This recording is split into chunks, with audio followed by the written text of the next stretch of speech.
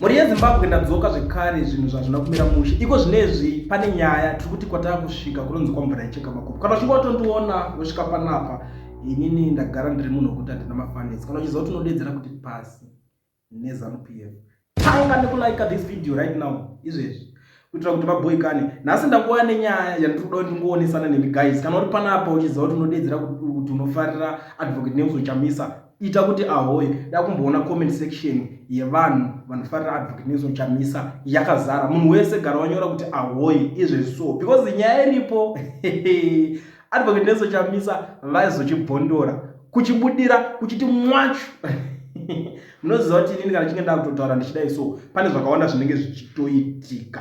But ndisati ndapinda ipapo, regedzai timboonesana nyaya iri panapa. Welcome to Greenlight International Trust Bring a Smile, our 12th anniversary Bring a Smile, which will be held in Binga on the 26th of April. We are holding a fundraising dinner to fund this Bring a Smile on the 29th of March in Batanai Gardens from 7 p.m. to 9 p.m. We have tickets that we are selling from the cost of $10, $20, $30 and $50. Please get in touch and attend this fundraising dinner through our contacts that are written down there. I thank you. Chakanakira vanhu ava ndechekuti vanobatsira vanhu vanorarama neurema, so contact them on the numbers that are showing on the screen. Mongoti tabva kwakuklient tiri kudawo mainquiries, tiri kubhadharawo mari yacho kuti program yenyu ienderere kumberi, mobva mawasapota makadaro. Back to the story, nyaya iri panapa yakamira yakadai so. Hanzi naAdvocate Nelson Chamisa panapa vanga vabvunzwa nemunhu ari kuti imimi munoda Chamisa, munoda Chiwenga, munhu uri kuda Chiwenga aite president. Handiti hanzi munoda Chiwenga president. Ndo nyaya yavari kubvunzwa. Munhu ari chiyo nyaya ingoripo chete, inini munongoziva kuti kana takuanalyza tisu zvibaba zvekutaura nyaya dzepolitics kana politics. Saka nyaya inga ndongobvunzwa ndekuti hanzi makaita dialogue naChiwenga kana makaita meeting or something. Nyaya inga ringotenderera yekunzi pane kutaurirana kwakaitwa. So Advocate Nelson Chamisa ndo pavari kuzopindura nyaya yacho panapa. Vari kuti I want to clarify that my door is always open to speak with anyone who reaches out for constructive conversation and national building, but I have not been involved in any recent dialogues with anyone. I don't want to be made the focal point of things that have nothing to do with me. Mapanzo hanzaiwa inini handina ningirikini dhiri randakazomboita munhu, because nyaya iripo ndeyekuti painzi takanzonotaura naAdvocate Nelson Chamisa, vanhu vakawanda vaitaura, tinotaura mazita panapa, vanhu vakawanda vaitaura zvinhu izvozvo kuti aiwa takazonoita dhiri naAdvocate Nelson Chamisa, vakati ivo hatinoningina. But let me tell you something chamunofanira kunzwisisa panyaya dzezvinhu izvi. Kune nyaya dzimwe dzekuti dzinenge dzichipisa, ende kune dzimwe nyaya dzekuti kana dzichinge dzataurwa hadzifaniri kunge dzichibudiswa kuti tataurana ningi tikadididi for mareasons akasiyana siyana, because vamwe vanenge vachimaintaina peace, vanenge vasingadi kushungurudzwa. You know Zimbabweans, yekuti munhu anenge achingoteerwa nezvimasiyayo everywhere. Saka nekuti aiwa ina ndamunhu ndakaita sei wandakataura naye, strategy ambiguity kuti vanhu vavhiringidzike, ndo nyaya hombe inenge iri panapa. But inini zvangu zvangu semunhu ari kuziva zvinhu zviri kunyatsoitika, because ndine zvinhu zvandakawanda zvandatoona ipapo. Ari kuedza kutaura kuti aiwa inini ndakavhurika, my doors are open. But vanhu veZANU-PF I don't know kuti vari kufila sei, because chandiri kuziva ndechekuti president wawaenda kuNamibia kuinauguration, Advocate Nelson Chamisa vakutosara kutaura kuti I want to clarify that my door is open to speak with anyone. I'm telling you, umwe munhu ari ikokoka, I think anenge achingogara achingoti ndipewo mvura ndibomwa omhanya kutoilet, ndipewo mvura omhanya kutoilet. Miri unongosina kugadzikana zvakanaka, pfungwa dzinenge dziri panzvimbo one, ndipo unoona kuti munhu ari kunonga achingorasa nyaya achingoningirana ari ikoko. Umwe munhu anopedzera akungoimba kuti Chamisa ari ikoko.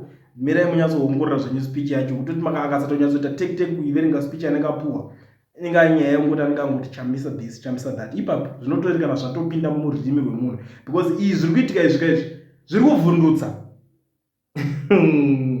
Ndisingapedze nguva yenyu, kana uri kuSouth Africa uchida kuvhurwa FNB account, garai mabata mukoma Owen wokuitira register company yako, vanhu vada kuregister macompany business account yako, munongoziva kuti zvinhu izvi zvinongodiwa invalid passport. Ndoziva kuti vakawanda munoti hatina mapermits ekuti tinge tichivhura zvinhu izvi. Please guys, contact them on the numbers that are showing on the screen. Mongotaura navo motabva kwakuklient, todawo kuti tigadzirirwe maaccounts edu. Straight number idzodzidzi ka1 mogara mapuwa discount inenge iripo, motovhurwa FNB account kunenge vane mwanonga une mubvunzo kana kuti kuda kuti tanga mataura neni direct nhamba dzangu munodziziva ndibatei. Kune vamwe vanongada kusenda maaudio zvekare panapo vachitaura anything that is happening in Zimbabwe, vane anything chekukomenta. I know kuti vanhu vane mavoices, vane zvizhinji zvekutaura about nyaya dziri kuitika kuZimbabwe. Nhamba dziri pascreen ndo basa radzo, chenyu chete kungokanda maaudios enyu ipapo tobva taisa pachannel vanhu vonzwa. Zvamanje manje ndine yandichasiya muchiteerera audio mondiudzawo kuti muri kuionawo sei nyaya yacho iri panapa. Go situations dziri kuitika kuZimbabwe ka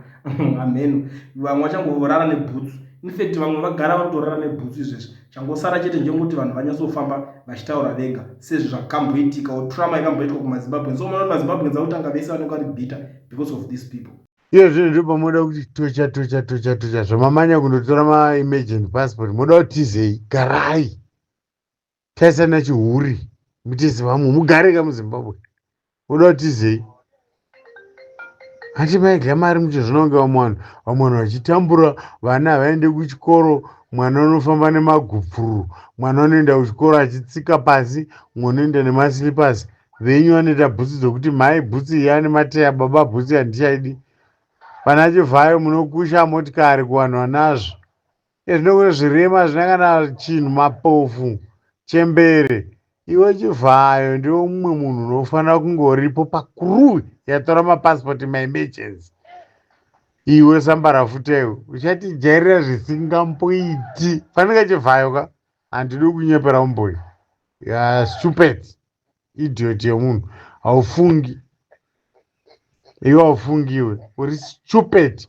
Vanhu vanokundwa kufunga nambuya Madhuwe. Mbuya Madhuwe vakaimba akati kana mukasashinga moga imimi vana Zimbabwe hambofi makawana rugare. Teererai song yambuya Madhuwe inoti pachimurengapo kana mukasashinga mega mufi makawana rugare. Vavazviona vana Parafini vakazviona kudhara zvikanzi iyo isapi iyo iyi nana Stembisi avo vavazviona. But ndakazoona kuti muri zvintomu. Iye zvine mapuwa dzimota hamuchatauri, vana vharazipi hamuchatauri, mangoti zi ninyaya kuti mapuwa zvimotikari maGD6. Vana vaZimbabwe munonyanya kudisa kudya too much. Hamugoni kurwira vamwe vanhu. Ini ndakapisirwa musha ndikatorerwa musha kumasvingo. But nanhasi ndinongoripo.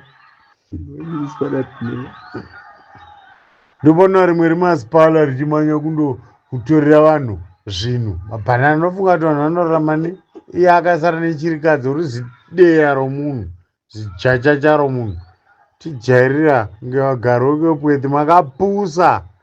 Vamwe hamuna matitle deeds moita kunyengedzwa sanenergy mutondi muri nguruve dzavanhu. Svunurai vana Zimbabwe mani. Katichiti ngatisvunure tichiona. Kana mutamba imi mojairira vanhu. Vererius Vanda. That's a warning yandakukupa iwewe. Mazvinzwa? Iwewe ukaona ukarasa baba vokusadzidza vaekera vageneral vachiwenga. Po chiwenga haana chikorozvo. Paari chaipo kuti adaidze kuti Lakito chainomunetsa. What about akazita president? Iye akashungurudza Mary. Kuzoti suwo zveduwo vanhu nje. Tete akutokupa toilet nezvipunu. Iwe Vererius Vanda tamushe pauriwe Vererius Vanda. Esati kutaura newe zvakawanda. Vana vaZimbabwe, wake up, don't sleep. Mukai mufungemi. Musajairirwa nguva dzese. Mazvinzwa? Musajairirwa imimi. Nemi muri kure kumangofanana neso munogeza zvichembere nesu tinovaka kuno South Africa nevari pai vanoita zvina nevanomanya kuchitengesa svunurai. Tikadzingwa muno kuZimbabwe kunoita basa uku. Chembere dziya dzajara kupfeka mapitikoti mairi dzinopera pitikoti zojairirai vanhu. Muchikwera muchiti vamunangagwa baba muna baba vakaita sevaemi enda musinganyare munhu nemunhu ngazive baba wake. Emasonongwa dambudzo munangagwa full stop. Tengesa nyika ne 3 piece.